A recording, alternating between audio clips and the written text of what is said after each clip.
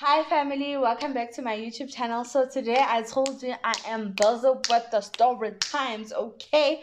So I hope you're well, by the way, and I hope you're good. So guys, this video will talk about should we talk about my breakup first, or should we talk about what was yeah, let's talk about the breakup first. So I will summarize the story. So I was in a toxic relationship, I think. And the reason why I say that, I think there are levels to this thing when you're saying you're in a toxic relationship. I felt like I went through a lot of emotional abuse where I lost my confidence, I lost myself, um because I was with someone where I, I was vulnerable with the person and they used that against me. The reason why I'm saying that is because this person knew I was very insecure about my weight, and I was struggling through it because I was trying. Even at the time, even now I'm trying. I'm just like falling off the wagon, you know. But I just felt like they also didn't protect me. Like I think your partner should protect you, more especially from their family members. So the reason why we broke up was because I had visited him. He stayed somewhere in Pretoria with his aunt and cousins and all of that. So I had visited this one time, and I'm always me, and that hasn't stopped me. Regardless of what his cousins said about me, I still tell people like it is, and I'm still 100, okay? Because I feel like people should rather fall in love with the person that I am or hate me for being me, not I'm not gonna pretend, because one day I'll forget and you'll know the real me and you'll be disappointed. Yeah, but I had to learn that anyway. So what happened was, yeah, so like we're chilling with the cousins. I'm like, honestly, I didn't know Guti. I'm like on an interview, I'm being assessed, I'm being reviewed, I'm being, hey, everything. So when I go back to rest, hey, they tore me apart. But they were having supper with me. Like I was the conversation, I was the topic. Wabana, they were there talking. Okay, I wasn't there. Like, it's not like I know that whatever it is that they were saying. So my guy texts me like in the middle of the night and is like, "You're fat," and I'm like, "Okay, I know that. Okay, whatever." And then like on that day, like because he texted me in the middle of the night. The morning of, I was going back home, so I was in the bus. Thank God the bus wasn't full, so I was sitting alone. And then he sent me a text and he's like, there's a few things that we need to talk about. I was like, okay, mo guy, I am ready. Plus my defense walls were up. You told me I'm fat and I'm insecure about it. Like, what the hell? So and I'm not saying that someone shouldn't remind you or keep you accountable, but I think it's how you say it. I believe that if you know that, say, I'm insecure about the fact that I wear spectacles or whatever, there's a certain way you need to approach me, or there's a certain way you need to do things. So I'll give you an example with the current relationship I'm in. My husband knows how I'm in, like I was actually, now I don't really care. Like I love myself the way I am, but I am going to make life changes, okay, for my health and my benefits. So instead of saying, okay baby, I know you're struggling, how about we start jogging together, how about we try this, how about we no, you're anyway. So he was like, we need to talk. I'm like, okay, what about? And then guy is like, yeah, my cousins had a few things to say about you. And I'm like, okay, I'm listening. Number one, apparently there's someone I didn't greet. And I'm like, okay, if I didn't greet them, why didn't they greet me? Are they the Queen of England? You. So, and then the other cousin was like, they felt like I shouldn't have told them that I don't like to cook. I don't understand, why is it a problem? I'm not saying I don't cook. I don't love to cook, and I don't think a wife is a cooking machine. Like, hi guys, yo. I mean, the people who enjoy cooking, yes, good for you. But some of us don't enjoy it, and we feel like it should be a shared responsibility in the household. Um, yeah. So with that being said, I'm super grateful for my husband because he loves cooking, and yeah.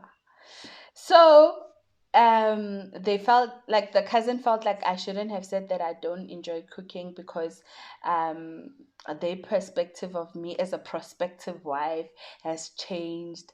And the one person said that they thought he would go out with someone who's more like a model, or like it was just a lot of things. And then apparently I offended this one. It's a friend of the cousin. Yeah, I offended her because I said it's kind of, there was some debate about property, and I don't remember what I said, where I was like, um oh yeah, it was something about the person's ex buying a house without them knowing something. And I just offered, like, it was just an opinion, saying, disagreeing and advising based on what I know and what I was taught at school. Okay. It was not even about I think I'm better than anyone else. It was more like, oh, this is the knowledge that I have on that topic, and I'm just gonna put it out there. So, like, this person was telling me all these things that these cousins said, and I was like, okay, cool. They said whatever. What did you say? I didn't say anything, but I think you should consider what they're saying about you. And I was like, hold up, hold up. What? So, are you saying if your family was to say, we don't like how she laughs, I must change it? We don't like how she walks. She must skip. I must start skipping. You are crazy. So I was just like, okay, so you said nothing and you want me to change. Uh, then I asked him, why is it that you said nothing? Because um my understanding is that your family does not know me, and they cannot base their conclusions, or whatever it is that they think about me, they cannot base it off the fact, yeah, they spend time with me for like 4 5 hours. You get what I mean? The person that knows me is you. Why didn't you defend me? you know um and then, yeah, I was like, I cried, guys. Like, I was in the bus, I was crying, and then I went home. The following day I sent him a text. I'm like, "Well, it's okay, it's over." Because I'm a firm believer, even at that time, although my confidence was, I'm a firm believer in embracing an individual just the way they are, and loving them just the way they are, and working on their weaknesses together. I don't believe in shaming a person um, because you don't agree with the person that they are. So I was just like, I cannot be with a man like this. And my fear was that I've like I thought we're going to get married. How could I let someone father our kids if it's someone like this? If someone was to critique, say, my parenting, he would then want me to change it. So imagine how confused we'll be as a family, because he cannot stand up for his family. So yeah, I broke up with him. And then my mom knew about the relationship, and my aunt, like I said, like a lot of people knew about our relationship. So uh my aunt talked to me, and she was like, no, this is not reason enough for you to break up. Call him, you guys must work it out, and whatever, whatever, whatever. So a week later I tried calling, because like I listened to reason, and I was like, yeah, my aunt is right. Like, maybe we could give this thing another shot. I tried calling him, and he was rude AF. Like, do you understand rude? AF. He was so rude. And I was just like, screw this. I am over this guy. I, mm-mm, no, no. Plus, I felt like in the, how long were we together? 11, 12, first year, second year. So almost 5 years. Yeah, almost 5 years, if not 4 years. I don't know, but we are together for a minute. And I felt like at the beginning of the relationship, this person had a lot of baggage, a lot of hurt. And yes, we did work through that, but I just felt like it was also emotionally draining because I'm not a trained professional to, do all these counseling and all of that. But anyway, so I moved on with my life. So fast forward to when I was actually with my man, my husband. My mom called me, and both of us had a dream about this guy. And in the dream, basically, it was apparent Guti, this guy is going through something and he's really not in a good place. And we did pray about it. And did I mention Guti was petty? Yo, my guy was petty. But before I tell the story about what happened with the dreams, Mugai was petty because he. There's nothing wrong with it. I thought, okay, we had broken up, but we can still be adults about it. We can still be friends. We are good people apart, not in a relationship, but individually, I think we would have made great friends. But anyway, that's just my opinion. He might disagree. So, I was like, this one day he sent me a text and was like, yeah, can you just do the he had blocked me, ne? Then he unblocked me to tell me what to do on my Facebook page. And I was mad initially. I was like, hell no, you're not gonna tell me what to do. If you have a problem with a post that's on my Facebook, rather you report the picture or whatever it is. You can't come here and tell me what to do. Okay, but I eventually decided, let me be the bigger person and just delete the stuff, and because he's not worth it, it's not worth it. Plus anyway, stand chapsel at customer. so so what happened? Yeah, so let's go back to the dream. So he had unblocked me now and here. So my mom told me about the dream and whatever. So I thought it would be a nice gesture to tell him about the dream and to check up on him if he's okay. Because in as much as our relationship didn't work out, I cared about him. And at some point I loved this person. So I didn't want him to be my enemy. And yeah, he's still not my enemy though. So I sent him a text and like just checking up on him, telling him why and everything. And then he gave me this lecture about uh, dreams and what. And funny enough, okay, it will be another story time. Like he told me stuff, and he even went. The only thing I remember about the text is that I should stop living in the shadow of what was and emotionally bullying him. So he said I was emotionally bullying him and trying to blackmail him with dreams. Yeah, that's what he said. And at the time, I was with brothers, tall, dark, and handsome. And I'm just like, bruh, I'm not even living on the shadow of what was or whatever it is you're saying. I've moved on. I'm in a good place. I'm in a happy place. I've prayed for forgiveness. I've forgiven myself. I've forgiven you. I thought I should just pass on the message and just to check up on you. It was not to bully you.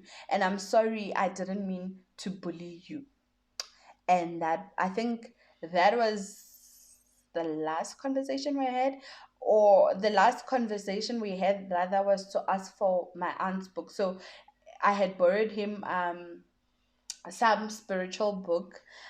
Spiritual, I mean, like it's a Christianity book.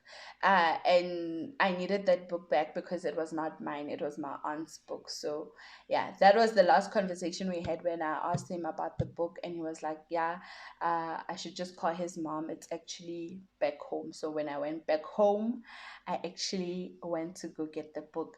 Gag is, when I went to his house, I went there with my man. Okay, but he was outside. Like like he was outside in the car and I went inside to get the book and it was not that deep. So yeah, that's what happened. I was told that I am a bully emotionally. So ever since that day, I'm very intentional about what I say, how I say it, and yeah, and sometimes I just reserve my comments and all of that because I don't want to come across as a bully. Like that's the last thing I would want to be called because I also felt like he bullied me at some point and yeah, but I think to be honest, I know he's a great person, a great individual, a phenomenal individual. It's just that we were not meant to be. Um, we are greater apart. We are thriving apart. So I think the breakup was good for the both of us. And yeah, okay, by thriving apart, not that I know what's happening is in his life. I'm just assuming. Um, I don't know. Yeah, I'm assuming because I remember even after the breakup, I would pray that God, whatever promises you have spoken upon this person's life, may they come to fruition and um, may he prosper in all he does. So, based on the prayer that I prayed, I'm hoping and praying that he is doing well in his life. Okay. Yeah, it was crazy. Like yeah, that relationship, that was my test actually. Yeah, that was my test. That relationship was my test. So in the next video I will elaborate further as to why that relationship was a test and my current relationship is a reward. So with that being said, family, may love, peace and grace be unto you. Bye. Mwah.